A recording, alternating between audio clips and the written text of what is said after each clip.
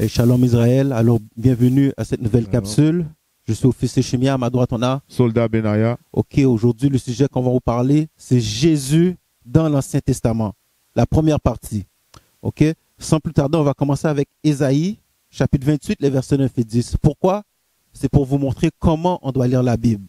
Ok, comment on doit comprendre la Bible. C'est la seule façon qu'on peut voir si Jésus est dans l'Ancien Testament ou pas. Vas-y. Le livre d'Ésaïe, chapitre 28, verset 9. À qui enseignera-t-il la connaissance? Et à qui fera-t-il comprendre la doctrine? Ceux qui sont sevrés du lait et retirés du sein. Car précepte doit être sur précepte. Donc précepte doit être sur précepte, vas-y. Précepte sur précepte, ligne sur ligne. Donc des fois tu peux lire un verset, il y a une ligne dans ce verset-là qui explique un autre verset, vas-y. Ligne sur ligne, un peu ici et un peu là. Un peu dans l'Ancien Testament, un peu dans le Nouveau Testament. C'est la seule façon qu'on peut bien comprendre la Bible.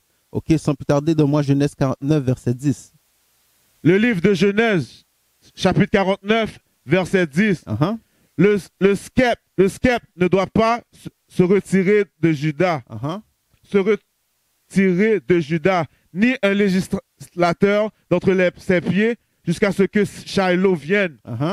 Et à lui doit être le rassemblement des peuples. Donc on dit jusqu'à ce que Shiloh vienne, et de lui va être le rassemblement des peuples. De quel peuple on parle? On parle des 12 tribus d'Israël. Rappelez-vous, les 12 tribus d'Israël étaient divisées en deux royaumes, royaume du sud, royaume du nord. Donc maintenant on dit que cette personne-là vient pour les rassembler ensemble. On va voir de qui on parle. 2 Thessaloniciens, chapitre 2 et le verset 1. Le livre de 2 Thessaloniciens, chapitre 2, verset 1. Or, nous vous implorons, frères, par la venue de notre Seigneur Jésus-Christ. Par la venue de qui? Notre Seigneur Jésus-Christ. Ok, le Shiloh qu'on parlait dans Genèse 49, 10, vas-y. Et par notre rassemblement à lui. Par notre rassemblement à lui. Donc, c'est de qui ça parle, Genèse 49, 10? Ça parle du Christ. C'est lui qui vient pour rassembler les 12 tribus d'Israël ensemble. Ok, Genèse 49, 11 maintenant. Le livre de Genèse, chapitre 49, verset 11. Attachant son anneau à la vigne. Donc, on continue à lire. On sait qu'on parle de Jésus, mais on va vous donner encore plus profondément la compréhension. Vas-y. Et le petit de son ânesse à la meilleure vigne. Il lava ses vêtements dans le vin. Donc, il lava ses vêtements dans le vin, lit. Et ses effets dans le sang des raisins. Et ses effets dans le sang des raisins. Donne-moi Ésaïe 63, les versets 1 à 3. Ça dit la même chose. Dans la Bible, c'est un livre de répétition. Les choses se répètent un peu partout dans la Bible. Vas-y. Le livre d'Ésaïe, chapitre 63, verset 1. Qui est celui qui vient d'Édom? Celui qui vient d'Édom. Édom, c'est la race caucasienne, les Européens, pour ceux qui ne le savent pas. Vas-y. De Bozra. Bozra, c'était la capitale d'Édom. Donc, on dit qui est celui qui vient d'Édom? Lis. Avec des vêtements teints. Avec des vêtements teints. Celui qui est magnifiquement paré, voyageant selon la grandeur de sa puissance. Vas-y. C'est moi qui parle avec rectitude et qui ai pour pouvoir de sauver. Verset 2. Pourquoi y a-t-il du rouge à ton vêtement? Donc la question est posée à cette personne-là. Pourquoi y a-t-il du rouge sur ton vêtement? Vas-y. Et tes habits sont-ils comme ceux de celui qui presse la cuve? Et tes habits, c'est comme celui qui presse la cuve de vin. Si tu es dans une cuve de vin, tu es en train de le presser, tous tes vêtements vont être immaculés du raisin ou du vin. Donc, il pose la question, pourquoi ton vêtement est immaculé comme ça? Continue. J'ai été seul à presser au pressoir, et parmi les peuples, personne n'était avec moi. Donc, la personne lui répond, j'étais le seul qui pressait au pressoir. Il n'y avait personne d'autre qui était avec moi. Continue. Cependant, je les presserai dans mon courroux.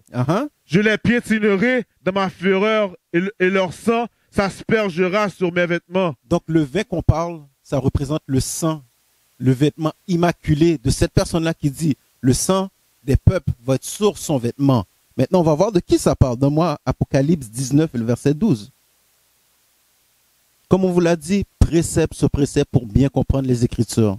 Apocalypse chapitre 19, verset 12.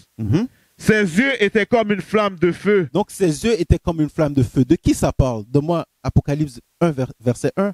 Ensuite, verset 14. Le livre d'Apocalypse, chapitre 1, verset 1. La révélation de Jésus-Christ. Donc le livre d'Apocalypse, ça révèle qui est Jésus-Christ. On sait qu'on parle de Jésus-Christ. Va au verset 14. Verset 14. Sa tête et ses cheveux étaient blancs comme la laine. Donc, c'est la description de la tête et des cheveux sur la tête et de la barbe de Jésus. Continue. Aussi blanc que la neige. Et ses yeux étaient comme une flamme de feu. Et ses yeux étaient comme une flamme de feu. Alors, retourne maintenant dans Apocalypse 19.12. On sait que Apocalypse 19.12 parle de Jésus-Christ. On va voir maintenant. Qu'est-ce qu'on dit? Le livre d'Apocalypse, chapitre 19, verset 12. Ses yeux étaient comme une flamme de feu. Et sur sa tête, il y avait plusieurs couronnes.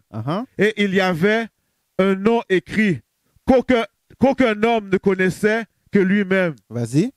Et il était vêtu d'une vesture trempée dans le sang. Il était vêtu de quoi?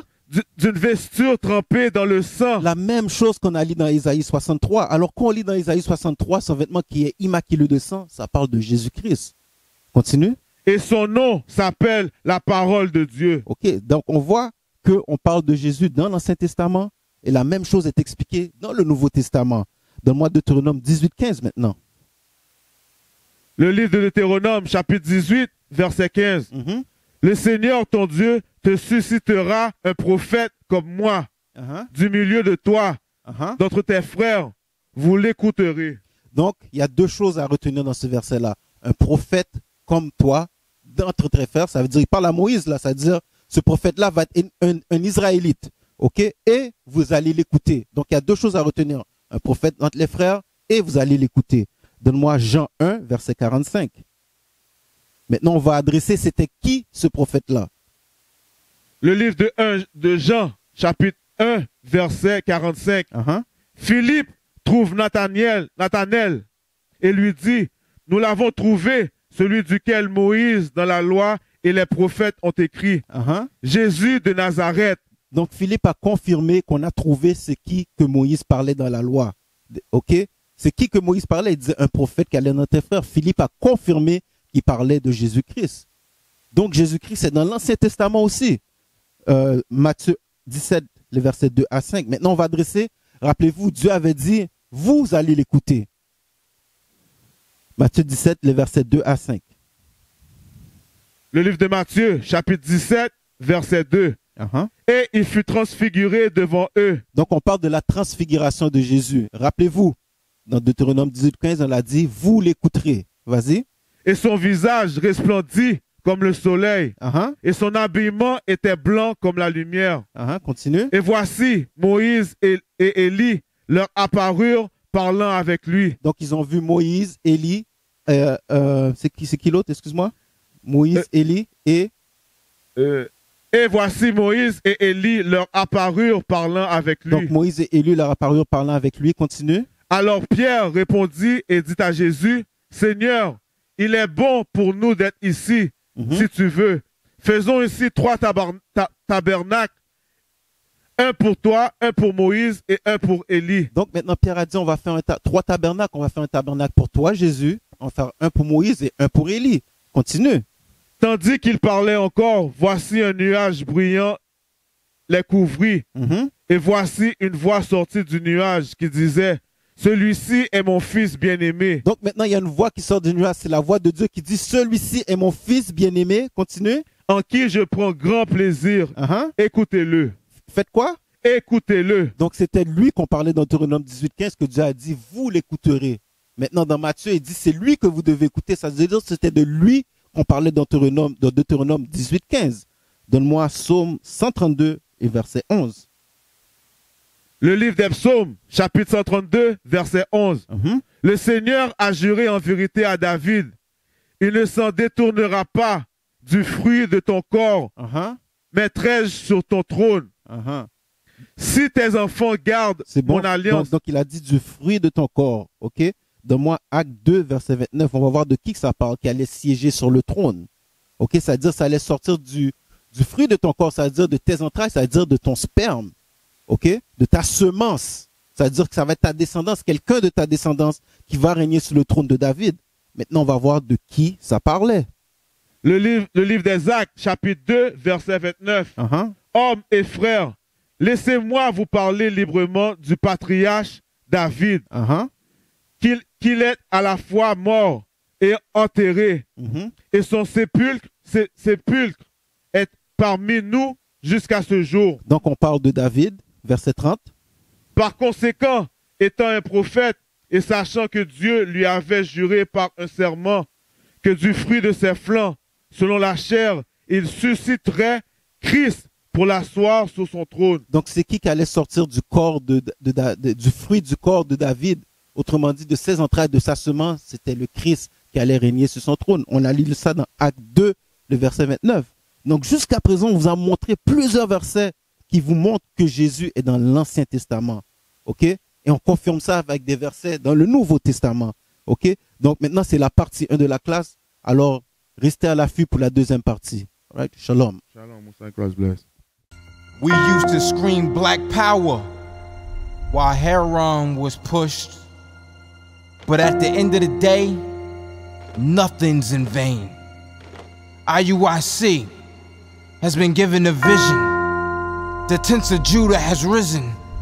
Many has attempted the mission. Minor murmuring, omitting, and missing the mark. Just reading that he had the flame of fire in his eyes gave us the spark. We on Paul's mission. We out on the road, purple and gold. From Mexico, Cuba, Haiti, Ghana, Sierra Leone. 144,000 boots banging, concrete crackling. These are how men repented at heart. The scriptures is proof. IUIC, we deliver the truth.